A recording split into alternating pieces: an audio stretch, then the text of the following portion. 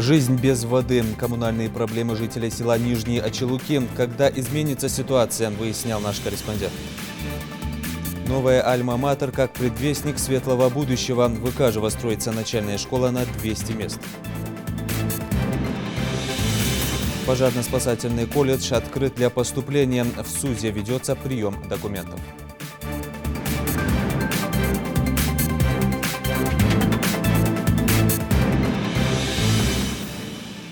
На канале Ингушетия Новости 24. Здравствуйте.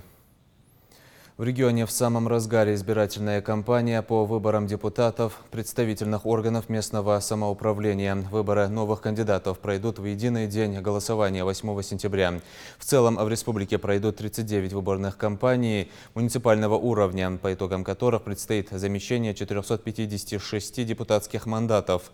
Кандидаты выдвигаются как избирательными объединениями, так и в порядке самовыдвижения.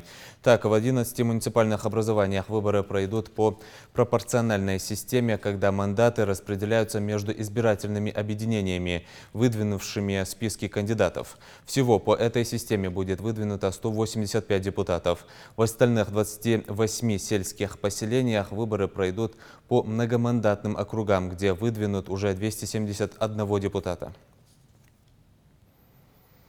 Отсутствие воды в летний период, пожалуй, худшее наказание. Жители улицы Аушева, селения Нижние Очелуки, знакомы с этой проблемой не понаслышке. Вода из кранов у них не текла никогда. И дело тут не в изношенности труб или перебоях.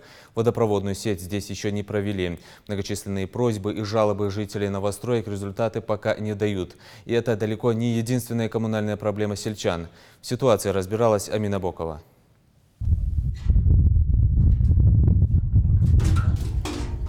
В колодце вовсе не чистая родниковая вода, а та, что из-под крана, только обошлась в 2 раза дороже. Ночные дежурства у крана в надежде набрать хотя бы одно ведро. Это не реальность, а мечта для жителей улицы Аушева в селе Нижние Очелуки. Проблема с подачей питьевой воды здесь гораздо глубже и кроется под землей. В этом микрорайоне просто не проведена водопроводная сеть.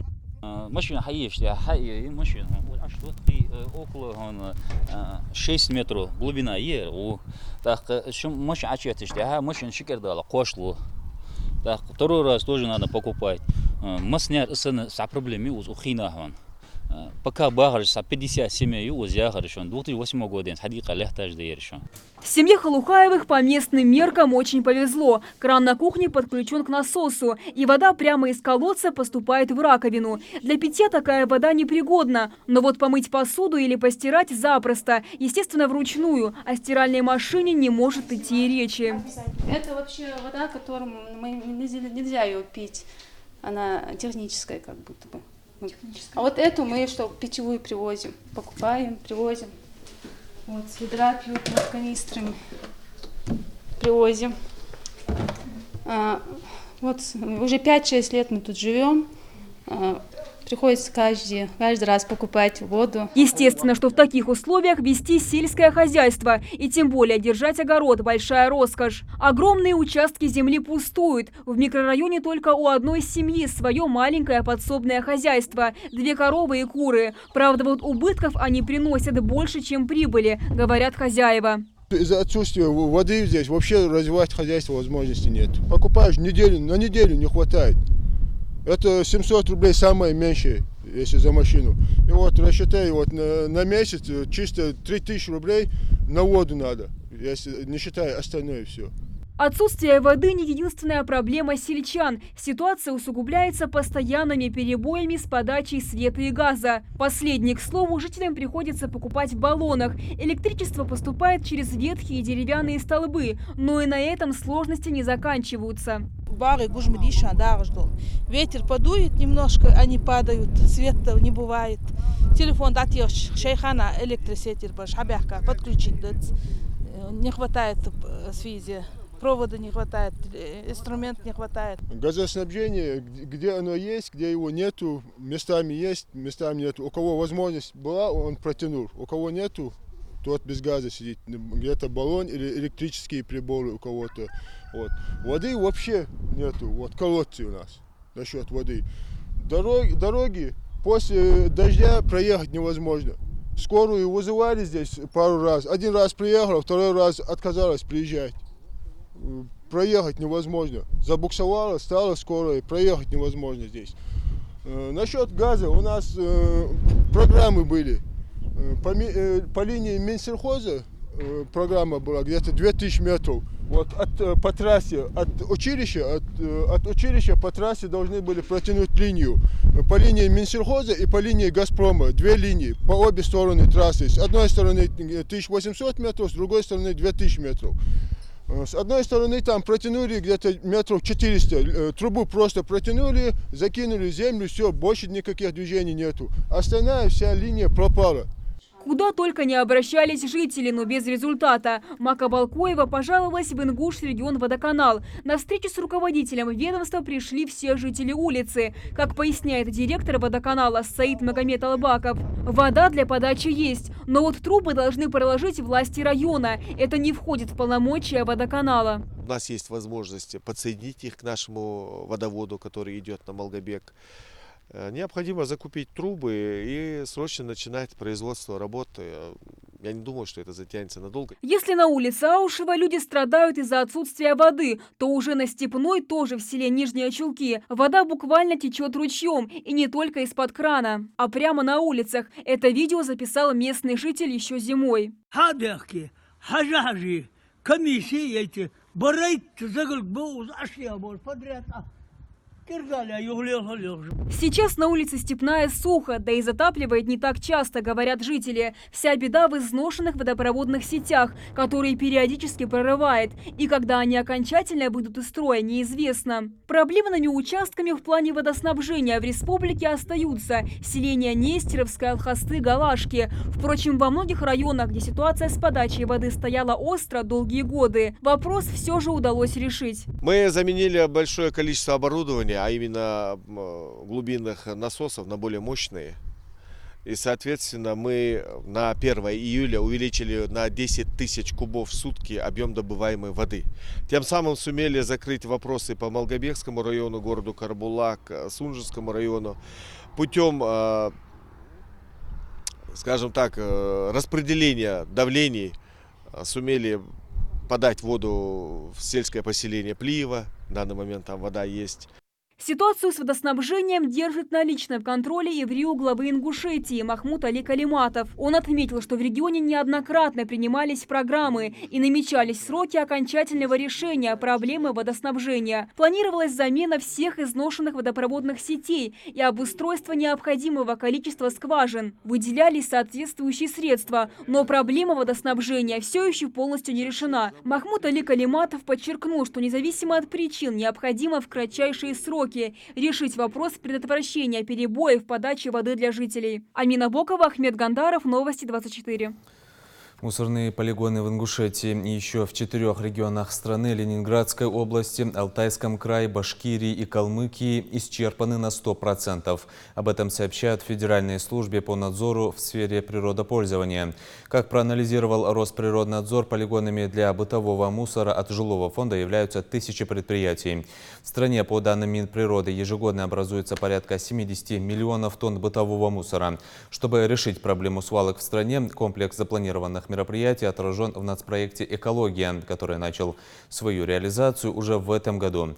Напомним, в 2019 году планируется завершить рекультивацию в 8 регионах на 33 объектах, в том числе на свалках промышленных отходов. На сегодняшний день в этом списке значатся Ингушетия, Брянская, Московская, Новгородская, Волгоградская, Челябинская области, Чеченская республика и Кабардино-Балкария. Отличные условия для отличной учебы. В селении Икажево ведется строительство начальной школы на 200 мест. Просторные светлые классы, библиотека с читальным залом, спортзал. Введение новой школы в эксплуатацию обещает закрыть вопрос с обучением детей в несколько смен.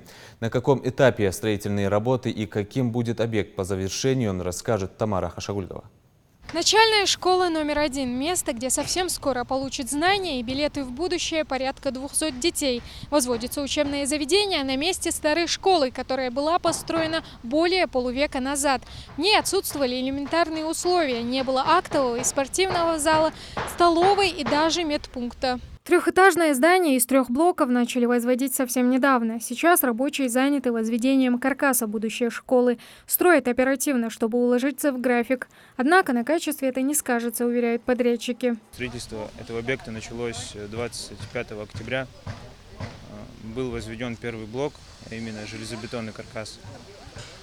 После чего 25 декабря работы были приостановлены, и 13 мая работы были возобновлены. Сейчас уже завершен нулевой цикл. Уже производим подъемку каркаса первого этажа. Уже готовимся к обратной засыпке. В новой школе предусмотрено все, чтобы учебный процесс был полноценным. Ученики смогут пополнять багаж знаний и получать удовольствие от учебы. Читальный зал и библиотека, просторные кабинеты, долгожданная столовая, спортзал и актовый зал. В здании школы предусмотрели все для младшеклассников. Не забыли также и про прилегающую к школе зону. Это вот первый блок, который был возведен первым этапом. Сейчас у нас вот идет строительство вот этой части здания, именно каркас. Вот здесь располагалась старая школа, которая была снесена. Вот, на самой площадке у нас будет вот детская спортивная площадка. Здесь будет располагаться пожарный резервуар. На объекте трудится целая бригада рабочих, которая занята армированием, заливкой фундамента и кладкой стен. Первый блок школы уже возведен. Сейчас рабочие задействовали все свои силы на возведение второго блока. 2-3 дня тому назад начали делать эту опалубку. И вот через 3 дня зальем вот этот объект. И стараемся завершить его, этот объект. Сколько человек у вас трудится? 18 где-то человек у нас есть, работают. Мы стараемся пораньше его закончить, этот объект. Сотни учеников, а также их родители ждут появления новой школы Выкажево. Старая была в разы меньше и с нагрузкой уже не справлялась. Дети учились в 3 смены. В новой начальной, напротив, обучение будет только в 1 смену. В новой школе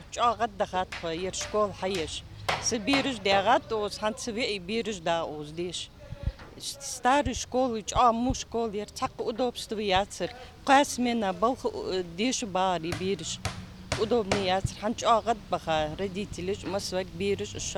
Не меньше родителей и учеников нового образовательного учреждения ждут педагоги. Выпускники после окончания 4 классов поступали в другие учебные заведения. Если они в новых стенах забывали обо всех неурядицах начальной школы, то преподавательскому составу приходилось учиться в маленьком здании все время. Школа была старая, построена в 1963 году. С тех пор дети учились в этой школе без условий, очень трудно. Но в данное время надеемся, что мы будем работать в хороших условиях, как все остальные новые школы. Ждать новоселья учителям и ученикам осталось недолго. Сдать школу в эксплуатацию подрядчики обязуются уже в декабре этого года. Тамара Хашагульгова, Ахмед Гандаров, Новости 24. Лечащие врачи 7-летней Аиши Ажиговой полагают, что смогут сохранить правую руку девочки. Об этом в НИИ детской хирургии и травматологии имени Рошаля рассказали заместителю постпреда Ингушетии Адаму Бузуртанову, который вместе с сотрудниками отдела молодежной политики навестил Аишу в клинике. По словам лечащего врача Александра Брянцева, состояние девочки стабильное. Наметилось небольшое улучшение в кровоснабжении правой руки. Возможно, ампутации удастся избежать. Девочка чувствует себя хорошо, за ней ухаживает медсестра из Ингушетии. Лечение ребенка проходит под ежедневным контролем Минздрава России и Департамента здравоохранения Москвы. Постоянно в курсе дела находятся и в РИО главы Ингушетии, и все компетентные органы. Как правильно оформить документы на недвижимость, какие изменения внесены в законодательство и как проходит исполнение местного бюджета. Эти вопросы, в числе прочих, были внесены на повестку дня семинара по деятельности органов местного самоуправления. Во встрече в Назране участие приняли представители различных ведомств, главы администраций городов, районов и сельских поселений. Жаридат Халухоева расскажет подробнее. Открывая работу, семинар-совещания, начальник отдела по вопросам государственной и муниципальной службы администрации главы Магомед Ганиев обращает внимание участников на важность выбранной темы, необходимость своевременной реакции на изменения законодательства, а также формирование и исполнение местных бюджетов, на рассмотрение несколько вопросов, в том числе введение регистра муниципальных правовых актов. Муниципальным регистром правовых актов у нас занимается как полномочный орган аппарат правительства. И вот в этот регистр должны своевременно передаваться, включаться все те муниципальные правовые акты, которые принимаются на том или ином муниципальном образовании. Здесь тоже есть определенные пробуксовки, не всегда своевременно передаются эти акты. Эти акты, мало того, что они должны передаваться, они должны проходить определенную экспертизу. То есть на соответствие федеральному законодательству и на соответствие вот этой коррупциогенности. То есть эти два таких важнейших момента, где аппарат правительства проводит экспертизу.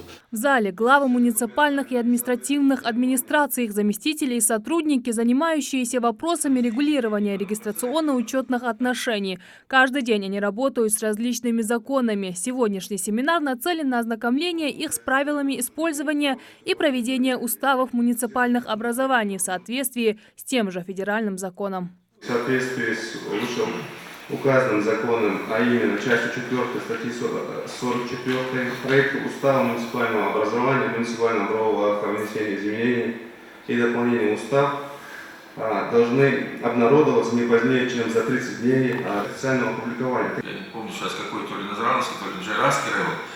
Там есть выделены сельские поселения, как бы раздел. Вот в этом разделе, там, где касается того или иного населенного пункта, чтобы обязательно там присутствовал устав. Но если есть какие-то акты, связанные, скажем, с жизнеобеспечением населения того или населенного пункта, требующие необходимости для выставления на сайт, чтобы вот такого рода акты тоже были на наших сайтах. Актуальным остается взаимодействие органов местного самоуправления с региональным управлением Росреестра в вопросе регистрации объектов недвижимости. Заместитель начальника управления Исаак Талиев рассказал, какая недвижимость входит под их контроль и как оформить право на земельный участок, который является спорным. Нужно право удостоверяющий документ. Не право устанавливающий, а право удостоверяющий. В чем разница? Право устанавливающий документ – постановление, что Акталиеву выдали земельный участок. Либо есть отклонение. В чем оно заключается? Сама момент возникновения права на недвижимость, он в законе написан диспозитивно. Что значит диспозитив? Там написано, права на недвижимость, подлежащие государственной регистрации, возникают с момента внесения записи в единый государственный реестр недвижимости, если законом не установлено иное. Такие семинары проходят несколько раз в году планово с участием различных специалистов в области госслужбы, а также с приглашенными специалистами. По мнению участников, такие встречи дают ответы на многие вопросы, которые возникают в процессе работы. Оформление вот этих документов – это ежедневные наши вопросы. Глава администрации, люди обращаются. Ну, если честно говорить, не все люди хотят оформлять землю. Говорят, говорят, вы хотите с нас налоги брать, сюда. Но это надо делать, оформлять надо. Сегодня, завтра еще усилится работа над земельными участками, работа над налогом. Мы же не можем так всю жизнь жить, не получая, не платя налоги. Вопросов на рассмотрение целый ряд. Обсудили участники семинара и проблемы формирования и использования местного бюджета, а также напомнили об ответственности руководителей за нарушение норм трудового законодательства. Жарат Хулхоева, Султан Булгучев, Новости 24. Пожарно-спасательный колледж открывает свои двери для абитуриентов этого года. В СУЗе продолжает работу приемная комиссия. Сотни ребят подают документы в надежде на успешное зачисление. На выбор колледж представил сразу 5 специальностей. Подробности у Маки Дударовой. Прием документов в пожарно-спасательном колледже в самом разгаре. Сдать все необходимое для поступления вместе с дочерью Зульфией приехал Якуб Бузуртанов. Переживает не меньше ее. Пока Зульфия заполняет необходимые бланки, не отходит ни на шаг, дает советы и наставления. Поступать девушка решила на юридический факультет. Kuj belli açan jurist ogisa, advokat ogisa yağacaksa. Azim bir işte na pedagoga o elder hani aç kalsa ki ahta boldu bu yoksa jurist ogi. Tqdas da deş nakhud şoya hat. Az ya sedizlish kans deş nakhud şoya. Diş asagız ahta siskil naha naqwal qaman naqwa шитепа наха нақвагу. В пожарно-спасательном колледже обучают по следующим направлениям: сестринское дело, пожарная безопасность, защита в чрезвычайных ситуациях, преподавание в начальных классах и правоохранительная деятельность. Абитуриентов принимают только после оконченных 11 классов. Свою работу приемная комиссия начала с 24 июня этого года. В этом году у нас 525 бюджетных мест. Заявление подали на данный момент уже более 80 абитуриентов. Колледжем осуществляется все необходимое для приема документов у абитуриентов. Приемная комиссия работает в штатном режиме с 9 до 4. Колледж будет продолжать приемную работу до 15 августа, но сдать документы для поступления – это всего лишь полдела. Необходимо пройти еще несколько конкурсов. Для всех поступающих психологический тест и собеседование, а для парней еще и нормативы по физподготовке. Мака Дударова, Адам Далаков, Новости 24. Ингушский футболист Магомед Аздоев назван лучшим полузащитником сезона. Исполнительный комитет Российского футбольного союза назвал имена 33 лучших полузащитников чемпионата России, где ингушский спортсмен занял 3-е место среди 3 лучших опорных полузащитников сезона. Более того, Магомеда Аздоева признали главным открытием «Зенита» в текущем сезоне. Отметим, что ингушский футболист принял непосредственное участие в 6 голевых атаках сборной России, отрезая от обороны большую часть защищающихся футболистов. В том, что петербургский футбольный клуб «Зенит» в прошедшем сезоне стал чемпионом России, немалая доля заслуги и нашего спортсмена. На этом наш выпуск завершен. Оставайтесь на канале Ингушетия.